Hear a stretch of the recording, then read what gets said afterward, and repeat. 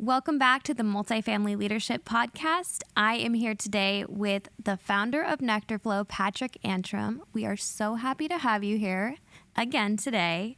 And I'm really excited today because when I started at Multifamily Leadership, you started to tell me your story, and I was like, wow, I didn't know this. I didn't know you were a part of this and this and this. And so there were so many parts of your story that were compelling to me that I felt we needed to share it. So, one, happy to have you here. Yeah, well, thank you for putting this on, because I probably would tell that story differently every time. Right. Yeah. Depending on what prompts it, I guess. Yeah. Well, you guys have been on a really amazing journey, you and Carrie, and I just think let's start from the very beginning and how you got into multifamily, and then kind of where the journey went from there. Yeah. So, way back, my grandmother was like the top selling real estate agent, and she had all these keys. Literally, I think the name of the real estate company was Key Real Estate or something like that. Like, it was literally a key. Yeah. And I just remember she had all these keys, and I thought she was so cool because she had all these keys to all these properties. And apparently she was like a top go-getter. I mean, she was dressed like she was going to, I don't know, she was just a killer, I guess, right? Mm-hmm. And that was early in my life. Like, I'm talking 4 or 5 years old, I'm noticing these things. So my family, had aspects of real estate, but I never really explored it as like a career. Never thought I would be down this path of real estate. But it was when I trained early in life as a professional athlete. I played 3 or 4 seasons with the New York Yankees, and the pursuit. Just toss that out there like it's nothing. Well, that's a whole nother conversation because the Yankees have a culture called the Yankee way, and part of that is that's why they don't have their names on the back of their jerseys. Mm-hmm. It's they're like, well, we're the Yankees. The fans should know like who we are. And so outside of the game where the uniform is on, it's almost like you're not allowed to wear any Yankee clothing, logos, anything like that. And there's a sort of first-class approach to like how you arrive in regular life. You carry yourself as a Yankee, as a complete person. But in doing that, you figure you go to college for 4 years. I did that for 4 years. You're essentially traveling. You're away from home 9-10 months of the year. And I learned that it was very routine. And for me, I started to see, I retired at 24.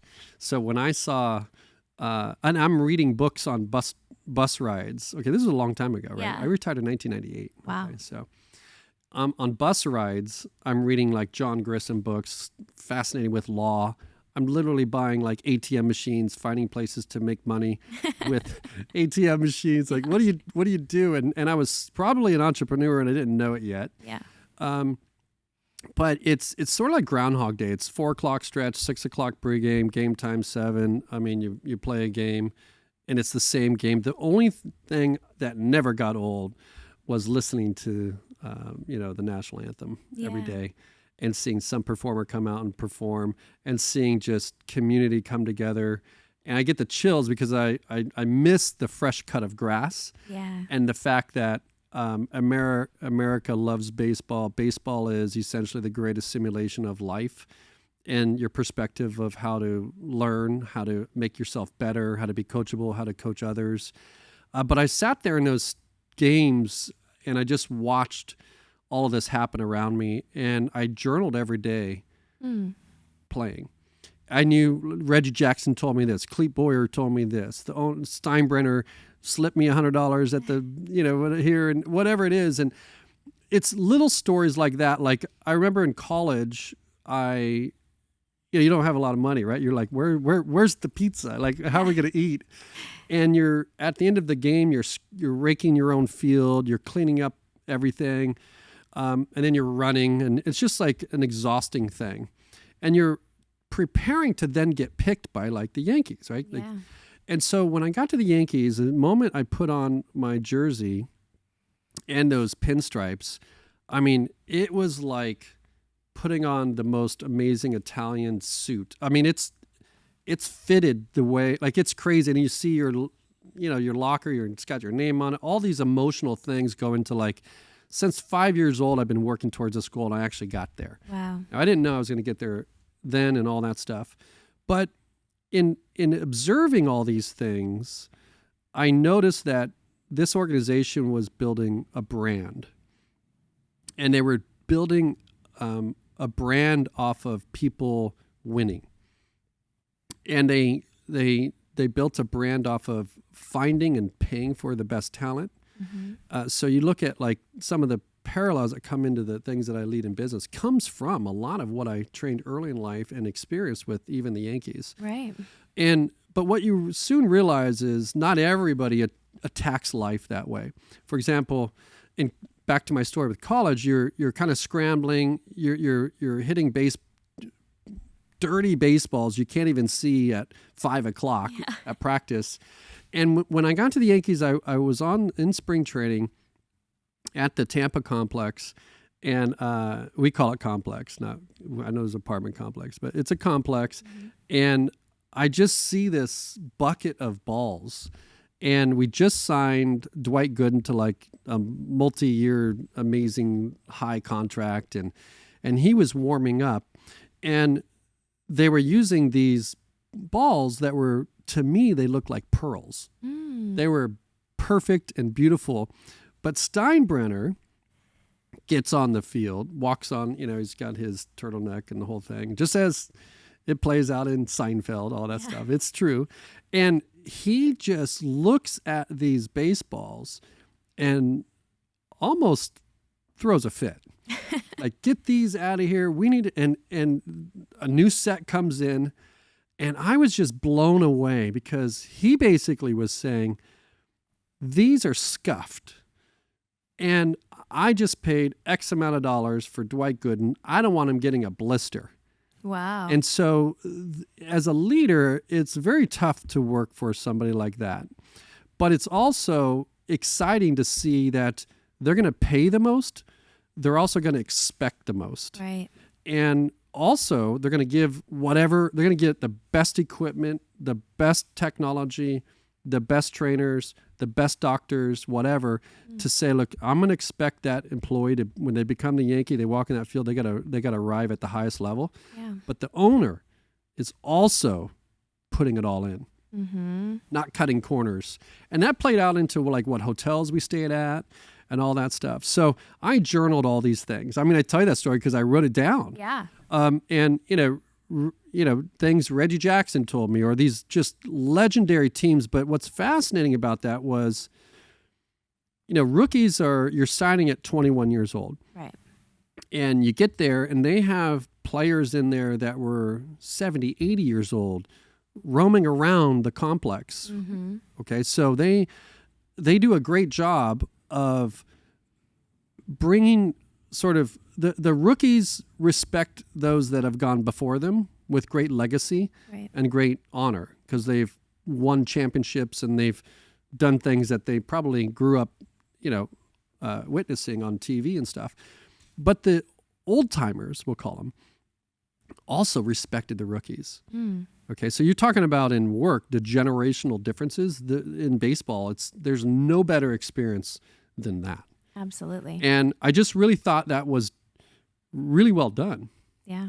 Because I think even today in real estate, there's a lot that we can learn from our sort of founders that saw an oak tree and a vision of land and had a vision for a city and took the risk and fought for that and got the resources. It's an entrepreneurial story. And I think people walk into lease-ups today and forget that. They just forget the fabric of what made this happen. Absolutely. And so I think the Yankees gave me that appreciation to, if you look at all the people that are trying to get that job, you don't get it by applying. You get it by winning where you are, if that's in college or another team.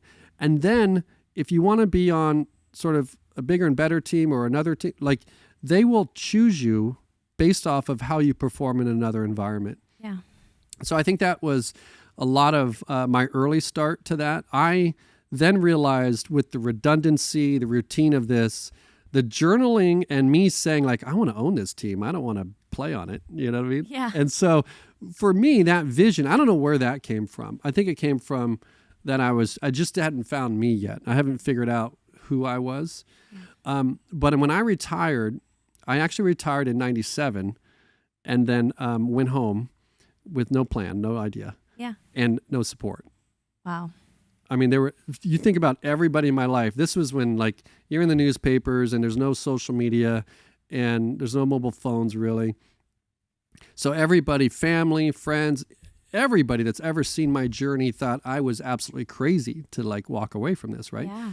Now the Yankees wouldn't trade me or release me, so I signed like a 7-year deal. So I was still under contract, which meant I can't play for anybody else. Right. And they were like, "We're not gonna release you. Like you can run, you can switch hit, you can do all these things. So we think that there's still value for there." So I essentially retired means also quit. Yeah. Right? Like to me, I wanted something better. You know, I was witnessing on road trips, long road trips, isolated from family. A lot of I couldn't even speak English with a lot of my players because number one, I had international. And that was actually an exciting part. But I started to witness other players that were older than me. I'm talking about even 30 years old. I'm 24. And I'm like, do I want this? Because they were missing their kids' birthdays. Now, I was from California, and so I missed all the summers. I missed a lot of the things that I valued at the time. And so I sort of just said, well, who else has done things in sports and then did remarkable things after it? Yeah. Right. And I looked at guys like Vince Ferragamo, Tim DeCinces, these sort of families that were familiar to our hometown. And they'd done some great things off the field. And so I called my sports agent and I said, listen, I want to do something maybe in real estate or, in this aspect. Yeah. Vince Ferragamo was an old football player that the legacy did this. And he connected me with a gentleman by the name of George Argyros, which used to own the Seattle Mariners baseball team. And I became his apprentice. He became the U.S. ambassador. So many great things that he had accomplished in his career. But owning a baseball team was the transition and the soft landing into, okay, this is much bigger than baseball. And I thought like making $1.5 million, let's say $1.5 million in as an athlete. Right. And that could be that's not a bad annual salary if you had that as a position player. Yeah. So when you're giving up opportunity there, and then you go take a job at I got $24,000 a year is what I got paid to be the apprentice, to give up everything in baseball, to not know what was going to happen. Yeah. And I essentially became almost like a personal aid assistant. I drove him to meetings. We went everywhere. And I did it for 24. I didn't even do it for the money. Yeah. I was scraping. I did so many things that were like, what am I doing? And what did I give up? Yeah. But there was this process of the Yankee way. And the reason why I don't talk a lot about this is because they have this thing, and it's not just the Yankees. It's more became a fabric of how I show up in the world, which is let your glove do the talking. Let your results do the talking.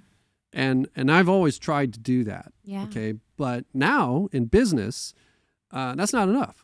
Yeah. You have to share. You have to experience. You have to take people. You have to pull back the curtain. You have to let people see what's behind the making of what's happening. And so, that's been sort of my unpack. I still haven't unpacked that. Yeah. And I have an advisor, former head of talent capability at Microsoft, who is working with me on the weekly to really discover a little bit about this process that I've been through. Because when I went from the Yankees, which was like, they approach it's like a World Series game every day, to being this apprentice for this 700th richest person in the world, amazing, best friends with Richard Nixon, like chairman of Republican Party, Wow. finance, financed George Bush campaigns, both families, both senior and, and I'm in meetings where John Taylor, I think it was, if I remember his name correctly, I know it was another John Taylor I know, but he was a former speechwriter for Richard Nixon. And I'm here sitting at a table as an apprentice making $24,000 under this apprenticeship with George. And I'm sitting at a table at the Architect of Peace Awards, sitting next to William Simon, Henry Kissinger, I think it was a commissioner of baseball. So now I'm with the commissioner of baseball. And all my other buddies are back in, Did you tell him your story? Taking ground balls. He's just like, what? No, not at all. And so, anyway, so that's kind of how that formulates a lot of how I see the business and see what's possible. Because what I realized in fast forwarding everything that I did, and I do that in the fast forwarding piece, is everything that I did in real estate, bringing and building management companies, even lease-ups, developments, all the stuff comes from their ability to find the right people, which is scouting in baseball, getting them to work effectively together. In many ways, that's the minor leagues, fail-safe environments, pushing them to the limits, simulations of situations, preparing them for something bigger and better, right? And so collecting the right people, getting them to work effectively together so then they can show up for the customer. Yeah. And if you do that, you get yield for the investor. And I didn't realize that's kind of been my style. That's pushed away a lot of people because, I expect people to play a big game. And that's part of my problem is that I think everybody else wants this high performance life. Yeah. Yeah. So that's been a lesson to learn over time. But so that's how I got into multifamily. The owner of the Mariners, who I became the apprentice for, or former owner, he owned apartments, and I was 15 seconds away from never being in this industry. Wow. I walked in there. I did this 5-step recruiting process at this time. And I'm looking around at the wall and I see these apartment buildings and I'm like, they weren't really some of them weren't really that nice. I was like, I don't want to do this. Like, this isn't what I have in mind. Right. Yeah. Little did I know, like, those apartment buildings created all these other things that he did. A simple Google search on George Argyros would be, it's just like, how does one human being do this? Wow. And I think I got up out of my seat, and Jill, this lovely regional manager, I guess, opened the door and was like, "Hi, come on in." I'm like, "Oh, Yeah.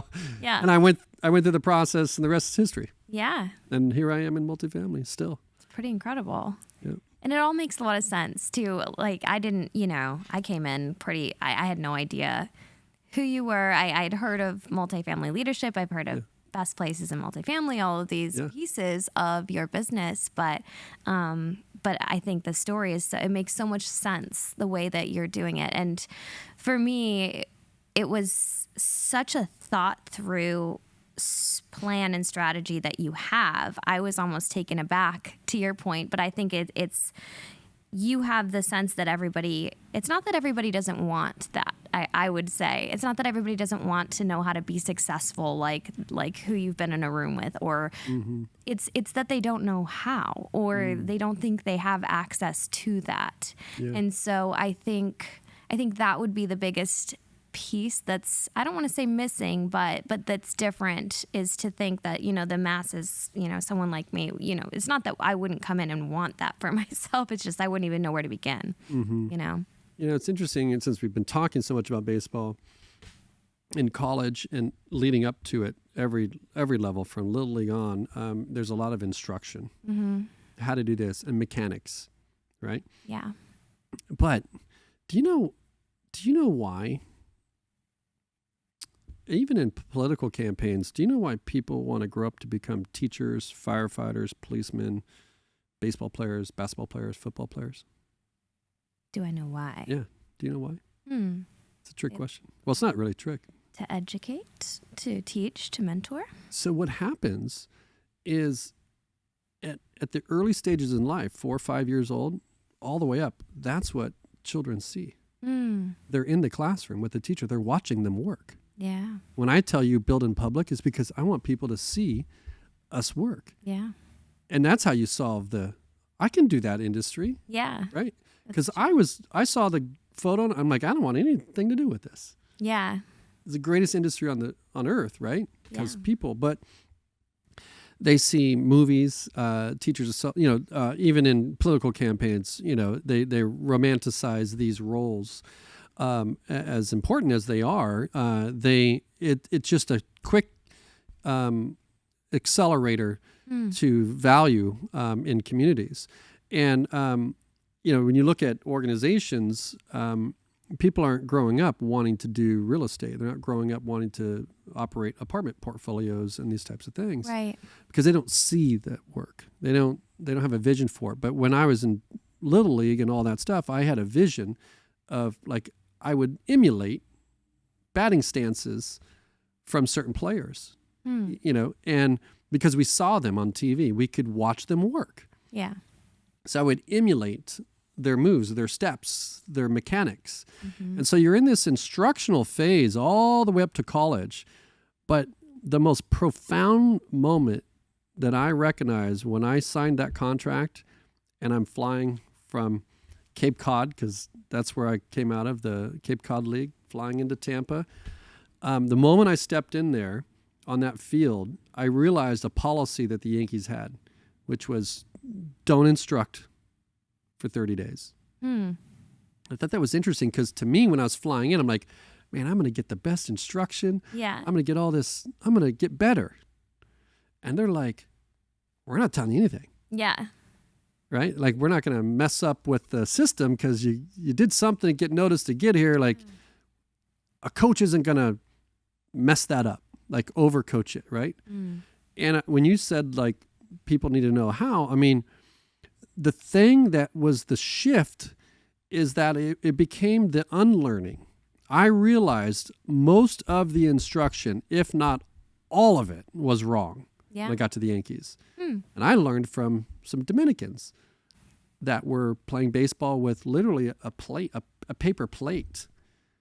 Wow. In their country. And I learned it without even speaking English. Interesting. And so I'm learning these things that took what I thought was a lot of things that needed to happen to like very simple things that needed to happen. And so if this plays out in business in so many ways, we overthink things. Yeah. We try and emulate others. And through this process, what I benefited the most from was my own trust in my own outcomes and not copying somebody else and trying to make it my own, or, trying to be like somebody else. Well, and so the quicker we can fail, which is what we learn in baseball, the quicker we can make it better. So when I mentioned to you that not everybody else signs up for that process, I'm coaching. I'm seeing an employee with like a 5-year vision, and I'm like, oh my gosh, they're going to change the world in this way 5 years later. They may not even know it. And I'm putting them in stressors situations, and I'm like orchestrating, like, how can we fail so fast in all these different fascinating ways that they then build confidence for themselves, that they learn that they can do it, that they don't need another logo to say they did it from this other logo. They don't need another leader. They don't need an article. They don't need a video. They don't need anything but their own truths. Yeah. And that is powerful. Very powerful. It's also frustrating. It's all the things. It is. There's been a lot of unlearning, and it's not in a bad way. It does make you question. I think I asked you a lot up front. I was, why do you cap your events at 250? That seems like a missed opportunity. Why is our council only, this amazing executive level? Why don't we let, it's just the way that you've structured. And when I think about the story you just told, you built a community, the Multifamily Innovation Council, a community of people who have been in the industry a very long time, come from very diverse groups of assets, types of assets, styles of companies. And then there are some people that are more fresh, that are needing to be mentored. And you've kind of built that already in multifamily.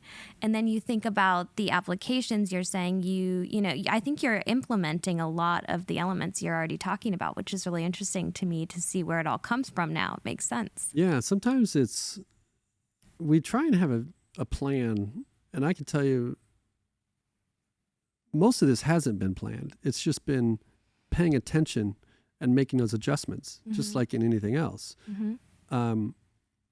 If you're a singer and songwriter, you launch, I mean, do they dance to this?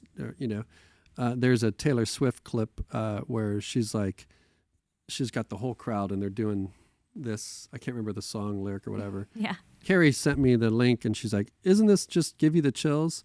And I said, yes.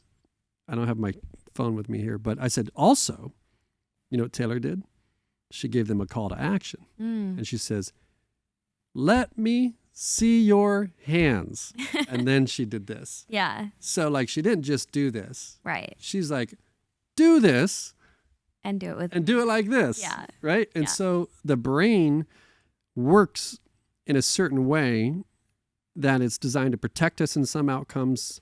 And so when we can set the intention to what we're really trying to accomplish, we can do some really interesting things. And, sports psychology it puts us into situations where the outcomes are impossible sometimes. And when you do something that's impossible and you get progress, that is like fire to the human soul, knowing like you're going to walk into the next situation and have an edge or I got this. Yeah.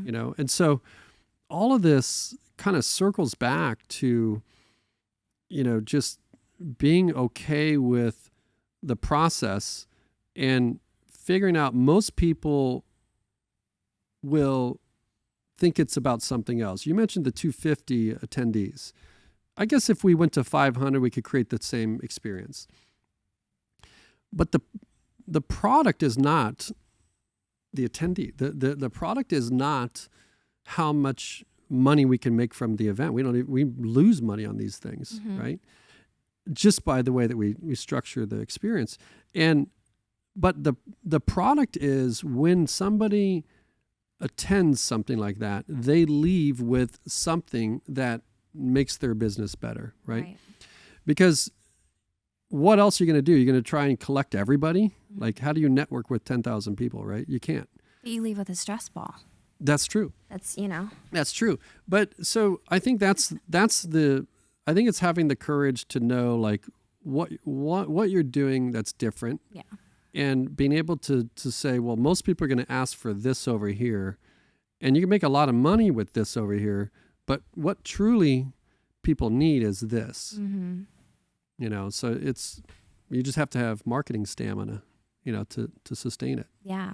Yeah. And I think it's just such a different mindset than what we're used to. We're used to thinking the masses is what, you want all the people and all the money and all the trade shows and all the, the things that we are marking as indicators for success. From observing you, maybe that's not it. Maybe that, and you have done a lot of research on some of the brightest minds in the world. You're observing and you're taking the elements of these people that you find to hold true and you're applying them into your business. And I think if more people thought that way and kind of broke out of the norms of what we know to be true, which it only can serve us for so long. Yeah. And you say this a lot. You say people are, it's working in the sense that people are cashing checks, but I think we're going to hit a point, and we already are getting there, where we're realizing that the change needs to happen. And I think that, is a nice segue into the fact that now it might feel like this AI tech side of the company that you're building now, Nectarflow. I don't want to say it felt like it comes out of nowhere, but it could if you don't see that all of this has been to warm up to now solve the problems that you've identified. And to me, it's like, wow, now this makes so much sense that the natural next progression is to launch a product that now solves all of the problems that you've observed over however many years. Yeah, absolutely. And when you observe and you can research and you can involve people that would use something like that, then you get the priority right, you get the need right, you get the feedback loop, and you want to build things that are useful. And in contrary to that, I mean, you have like nobody asked for the iPhone either, right? Like nobody asked for certain things. So you need to kind of take people with you where you see going, because they're not involved in certain conversations because they're so focused on their own applications. But I think it's ultimately, the way that I see innovation is not technology, it's not AI, it's making the business better. In some cases, that could just be like, take that 1 hour meeting and make it 15 minutes. Right. And I just immediately walked into your organization and created profitability. Like, how many employees are in 1 hour meetings across 200 employees? Yeah. What are you paying them per hour? Yeah. And even on a phone call with us as a demo for Nectarflow, I mean, you come out of that meeting, you haven't become a customer, and you're like, that's a good point. Why do we do that? Well, the meeting is set, get it. If you can't get it done in 15 minutes, like, is it even worth it, right? Well, and you even walk away with actionable outcomes, not usually, right? So. Yeah. So I think it's, just figuring out that other people are not smarter than you. That a lot of people think they can't do it. And one of the things that I've always done is I've pulled off most everything I've set out to do. Yeah. And some of these things have been difficult. And it makes you feel, again, like unstoppable. Yeah. But you have to have the marketing stamina to know, like, there's going to be, I mean, I went a lot of years sometimes before, even when I retired from the Yankees, there was a long time where people are like, oh, I get it now. Yeah. Yeah. So, I mean, that's where the personal courage needs to happen. And a lot of challenge today is that people are dependent on their income through an employer. And so they don't unleash their true self. Right. Okay. Because if you look at Elon Musk, when he talks about first principles, he talks about when somebody smart says something to you, it could impact things because we believe that. Yeah. Smart people said it must be true. It's not necessarily the case. Right. Right. And so when we can use like first principles thinking or like a scientific method to truly understand decision making, then you can do bold things. And you know that innovation will always win, just like it did in automotive, just like it did in the hotel industry, even with smart players. Biggest industry dominators missed it all. Yeah. So to me, when industry incumbents and large organizations say things, it's not really that impressive to me. It's really what does each individual employee have activated to truly impact that customer experience. Right. And I think that's really smart because on a recent Innovation Council meeting, somebody said, we've been talking about the hierarchy in the org chart a lot.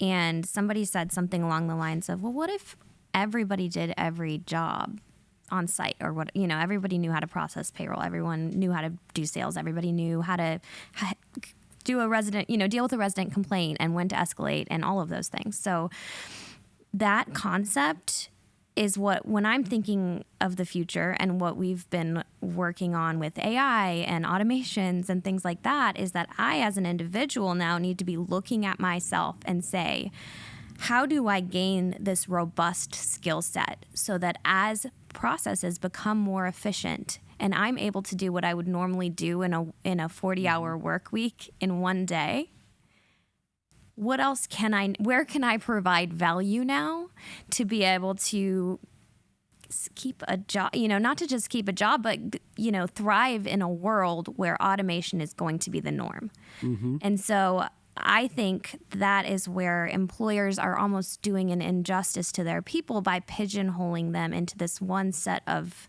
responsibilities that they have to accomplish in this one day. Well, they're kind of like, expose me to more, to your point, give me a mentor to teach me how to do every single part, play on every single part of the team, right? You didn't only know how to pitch or to, whatever it was, so that I can step in and I have the skill set I need as processes change, as companies reorganize and things like this, right? Yeah. I think it's important. Yeah, I think the challenge with all this is, and we're all going through this experience together. And if anybody has told anybody that they know what's going to happen, that's not true. Yeah. Nobody knows. Yeah. Nobody knew the internet, what that would unlock, So I think people are going to need to figure out themselves. This is going to be the best thing for humanity. Yeah. Absolutely the most amazing thing for humanity. And empowering. But there is going to be massive uncertainty, tremendous amount of shifts from how they identify with who they are and what they hold. Like a lot of, I talk to property managers sometimes, and it's like they hold themselves so proud with their checklists and the this and the that. And I'm like, that's not impressive to me. Yeah. That's not impressive. So it's going to be when those things get done better, faster, and from a global marketplace, it's what they do next. Like, what else, right? So that's what I was told. Like, so if everything I've had to do to build this company and do the things and know AI and talk to developers and do all these things, but my next phase is building a team that would completely like walk off a cliff for me. How do you build that culture? How do you build people that can challenge the status quo? How do you build people that want to do something different and make a difference and become filthy rich along the way? How do you do that? That's different than doing the thing. Yeah. So people right now have been doing the thing for so long, in front of a monitor, in front of a computer, on a platform that they're used to.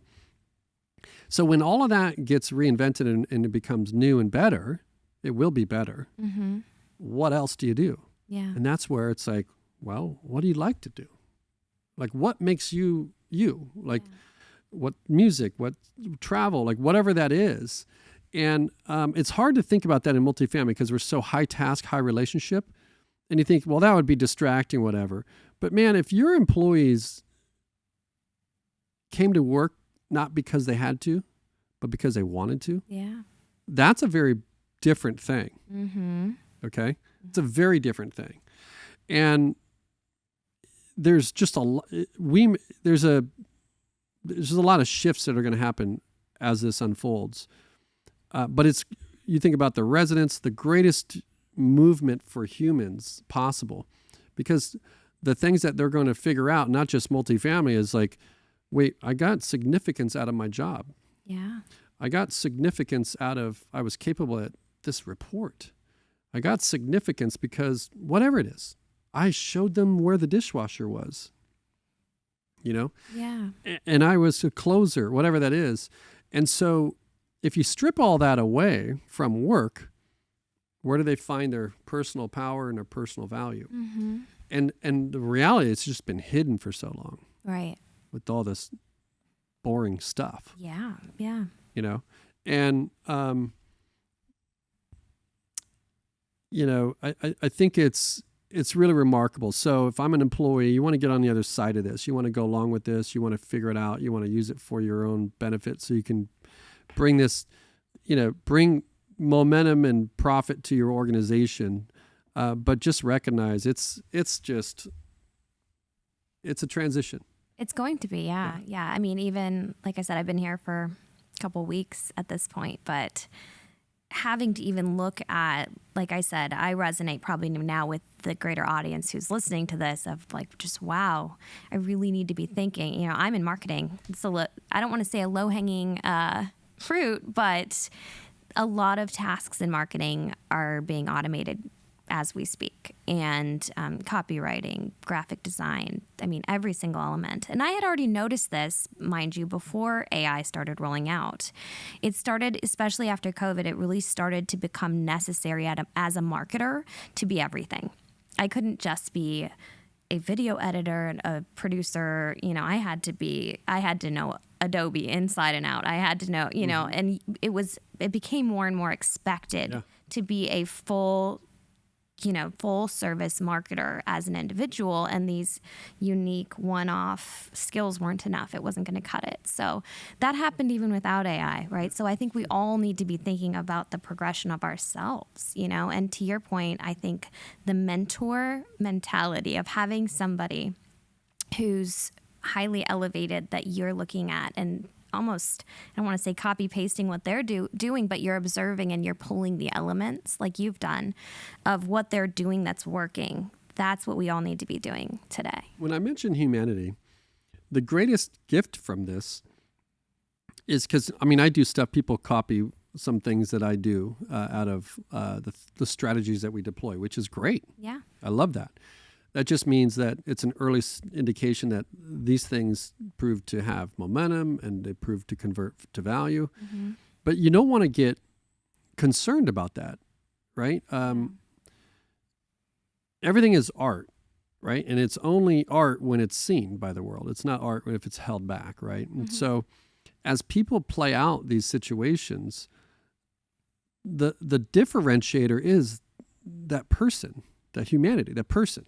Right. So you're the different, there are things that you would do that would be in marketing that you're doing that could be automated, or like you mentioned, or AI or all these things, but it's getting in the way of you. Mm. So you would set goals, set direction, and measure results. Yeah.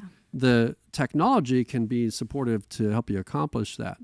But the true differentiator in all of this is you, or it could be your property or your company. So that's the magic, is where, again, we have to find out who we are as a company, who we are as a leader, who we are as a human, because that is what's going to be the differentiator between this and that. Yeah. When it comes down to if everybody can do it, it's not interesting. Yeah. Right? So the speed of this is just far faster than what we experience with the internet. So I think people aren't really prepared for that. A lot of people are, but that's where it gets back to our industry is a people industry. And, it's unknown about how these models shake out for what people expect. Yeah. But I can tell you that you're watching it in music, you're watching how people, TV, you're watching it in how people consume content. But at the end of the day, people see the world through their eyes, or they hear the world through their ears. And I think at the end of the day, if you're building a team, you have to be able to bring people together and give them that vision through that, right? And then same thing with video, with if it's an iPhone, or if it's a production like we have, or if it's a webcam, whatever that is, that's the lens, as I mentioned, that we see in pictures and images. And so AI is being able to generate these things on their own. Right. But they can't generate you as an individual, right? Right. So all that stuff will it'll just be, I don't know if you've ever listened to your favorite song too much. It becomes less valuable. Yeah, you just kind of. We have songs that we just won't play. Yeah. Because we appreciate the value of the song. We're like, we really want this to be a special song, so we're not going to play it a lot. Yeah. And so that's what's special is people, there's only one of you. Okay? And AI can generate all these other things, but that's where, again, if you lean into us, that's where you make the edge, that you make the difference. Right. Right.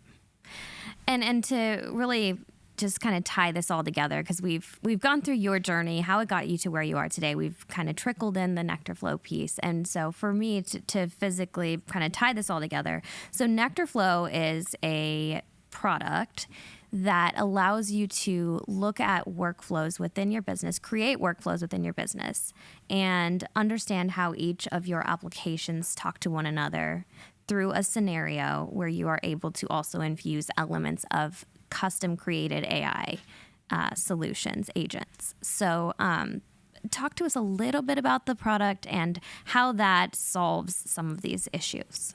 Yeah, so I think you look at a business. What is a business? Well, there's a collection of people with different organizations. You mentioned the org chart. So humans, the reason why that org chart exists, and for 200 years, that's the most transformative technology, is the org chart. And that org chart is how we organize people, how we organize priorities, and structure flow of information. And so, but humans can only take on so much capacity. Yeah. And that's why we have these boxes, right? And those boxes go up to the other box, and it basically is decision flow. With AI and automation, we can go across all of that. Right. Without limitations. Right. Which means if you start looking at every department in your operation, payroll, human resources, acquisitions, due diligence, recruiting, maybe training, marketing, sales, maintenance, investor relations, fundraising, capital raising, banking. I mean, there are endless opportunities in the organization where an executive today can find efficiency and value and operate more profitable. Right? The math has to work. Right. And so what that means is the reason why they don't do all those things is because they've been focused on debt and equity to get to the ability to raise rent and sell it to someone else. Yeah. Which is fast, and that's good. But you kind of create either more regulation for the industry, or you create, you got to put the money somewhere. Right. So what happens is CEOs have not built their organizations for 20 years with technology. They've bought technology along the way. And they bought technology along the way for a single problem. And now they've stacked all these things up and they don't know how to bring them all together. Yeah. And some of these things don't even share data and they don't talk to each other. But the technology we have with NectarFlow makes all of that possible. We can connect any application to any application with an API. Right. We can do anything that they want. Organizations that would need to hire somebody to figure all this out, invest the resources in due diligence, orchestrate it, and then even that, there's risk because what if that employee left? What would happen, right?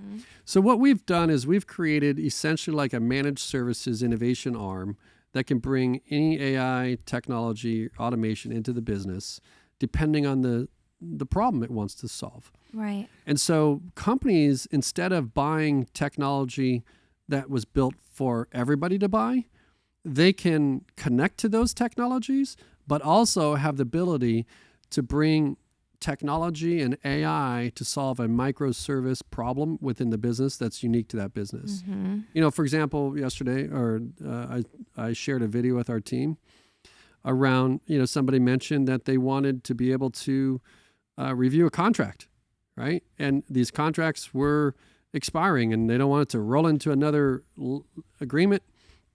And so, great, we brought in data, automation, and our AI to read that contract, pull out the information that we needed, and structure that in JSON, which is basically so the computer can see it, so we can move it into fields that look like kind of like an Excel sheet, right? Or Google sheet. Yeah. And so now that CEO has the ability, or business leader has the ability to plan knowing that the date of this is expiring on this date, and to trigger an action that says, hey, a month before the notice period, make sure we handle this and either review this contract, decide if we want to renew it, or send a notice like we're out. Yeah. And that could save that company $300,000, Yeah. $400,000, millions of dollars, just from that one workflow. Now, that workflow, nobody's going to build a product around that. Right. That's going to be venture backed and innovate around that. Means that companies need to be able to do their own things with technology without depending on other products and services that are being created. Now, you need to work with other people that have done mission critical things, like your accounting systems and stuff like that. or point solutions, or if you've got a favorite CRM, you want to be able to connect to those things, but make that product more valuable when you can take it other places like Word or favorite. I don't know. Somebody moves in, and wouldn't it be nice to have an API to 1-800-Flowers or something, Yeah. and it sends a flower or Sky's the just limit. one flower, right? Yeah, just one One flower to you. Congratulations on your new home. Yeah, exactly. So there's so many things that we don't even know is possible yet. Yeah. Because they don't have the data, and they don't have the tool to bring it together, and they don't have the ability to connect it to other interesting things. That's what NectarFlow does. Yeah. And so to me, I think this is like a massive leverage opportunity to see this in your business and to do something other people can't do. Right. And that's what makes for great business, right? I love it. Yeah. And it's kind of hard to explain without actually, taking someone through and actually showing it to them. So my kind of call to action here would be if you want a demo, book it through nectarflow.com, because I have seen people's eyes light up as they experience this and watch you automate something for them.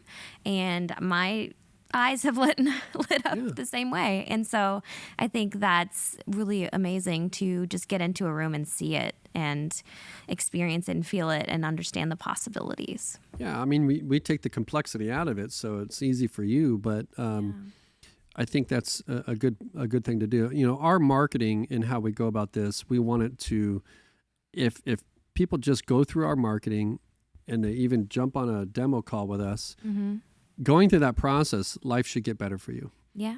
And so that's when you have something useful, is when the pursuit of educating people about the product and solution, if they get better in your marketing, they may imagine like, wow, if I was a customer, what would be possible? Absolutely. Well, you have this entire team to assist you in what's modern today. Yeah. Well, and I told you, and I'll probably leave it here, but like what I told you is I looked at it and I came in with base knowledge, probably the general knowledge of AI and automation, and these products are implementing it, et cetera. I think if I were to teach a course today on AI, I would just pull up the software that you've created and I would say, here's how it works. This is an automation. This is a workflow. And here's how you can pull in elements of AI, not just the ones that, the big ones that everybody's created, but you can actually talk to those large language models and you can train them to do specific things for you as if they were a person doing a specific task. And I think that just made it all make sense to me. And I told you this, you've made AI less scary because you can see it. You can see it in a workflow exactly where it lives. Right. In my process, I'm still right here doing this. I'm still right here doing this, but I've automated this 70%. And I think it makes it more palpable, it makes it less scary, and it makes it more understandable. Yeah, you mentioned you can see it. That's very powerful. Also, to the programmers, when you're relying on AI that was built for everyone, number one, it's all happening programmatically, so it's behind the scenes. You don't know what's happening, and you don't know what is happening for you. Like our environment it's like your company environment, your departments, right, your users, your teams, and everything's happening in your secure environment versus like we're using AI, but it's coming to us, but we don't know where the other stuff's going. Well, it's coming to us. Yeah. That's what you're saying, right? Versus I am owning it. Right. I am deciding, I have the control. Yeah. Yeah, it's important. The stuff we're doing is sort of like I mentioned before in other shows is the crawl, walk, run. It's like, what's going to make the biggest impact financially if we solved it today? Simply, let's start there. And then if we then have a profitable relationship with a customer, now it's just like, what else can we do? Yeah. It's not an expense situation. This is a profitable relationship. Just like when you build an apartment community, you have that driveway, right? It gives customers access to your thing, your property. There's value in that, but the real value is that you get the customer where they end up needing to be, and that's, I think, making their business better, solving their talent problems, hedging all the challenges around, just the cost to build, the insurance costs. It's just hard to operate an apartment building today. And people need a platform to make it more efficient. Yeah. And you and I can talk for hours, but you've talked even about how at the end of the day, this benefits the resident which is what we all want to do, right? And so when you're finding other ways to save money or to, be more efficient, then the only answer is not to raise the rent. There's other answers as to how to be more profitable. Yeah. And so that's... So rent increases are really good for healthy markets. It's good because people appreciate when they pay for things. Mm-hmm. They value it, right? What they don't value is when they're priced out of the market, right? Because what ends up happening is it's not that the current owner shouldn't be raising rents or should be. That's up to them and their investment objectives. Healthy rent increases are good for markets, as I mentioned. What I want people to think about, though, is think about like what Elon Musk is doing in the automotive industry. Everyone else is trying to sell more cars, 15 million units a year, whatever that is, and for higher prices, and they're fighting over. Just think about the TV commercials. Mm-hmm.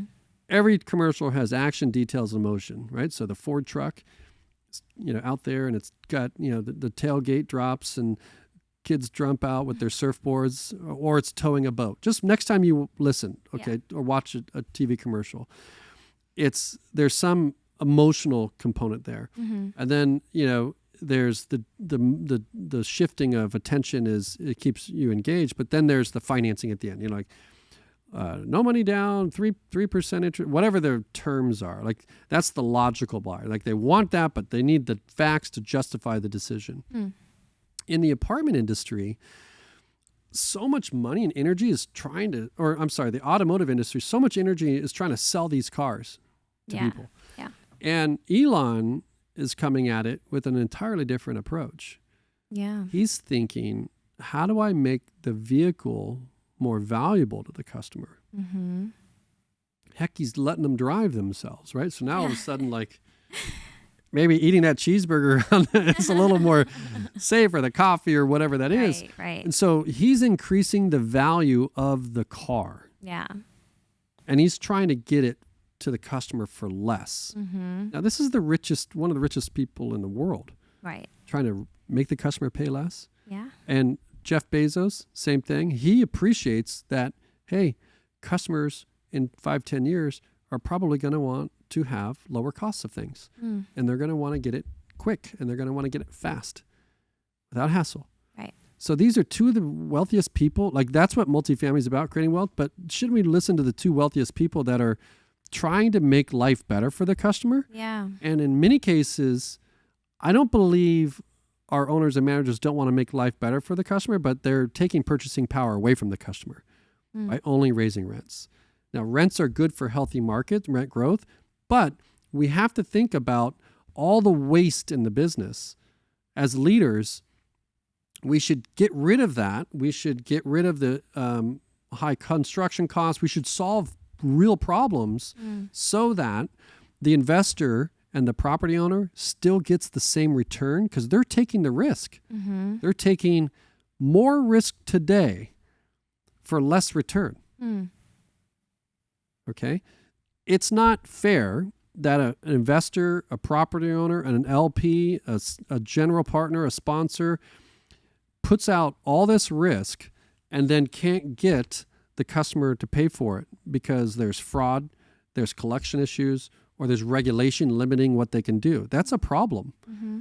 But we can't control that, because that's what got us here. That got us here because all we did was buy a property, put some money into it, and raise the rent. Mm-hmm. And now we've created our own problem. Mm-hmm.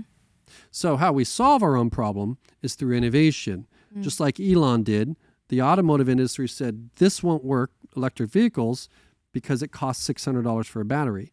Mm-hmm. Elon said, let's solve that, and he did.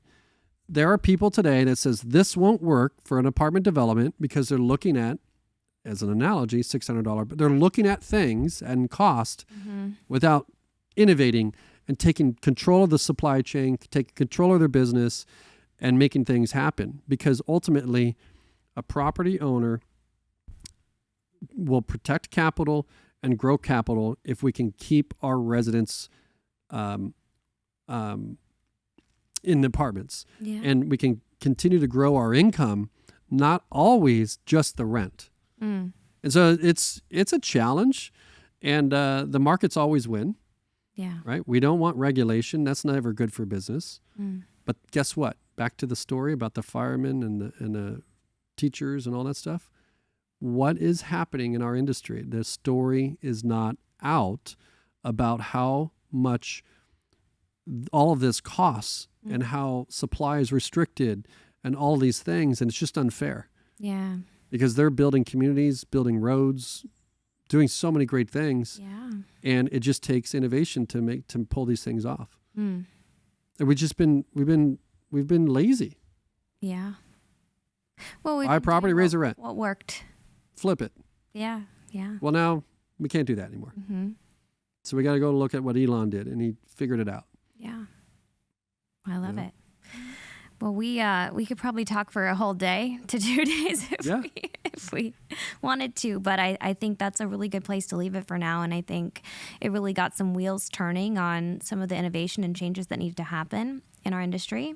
And again, if you want a demo, go to nectarflow.com and book a demo with us. And thanks for being here, Patrick. Yeah, absolutely. Thanks for doing this. I think people, we built the platform so we can get others excited about it and behind building a modern way for markets to bring innovation to companies so that we can do healthy things. Absolutely. All right. It's a great product, and I'm very excited for people to see it. Awesome. So, thanks.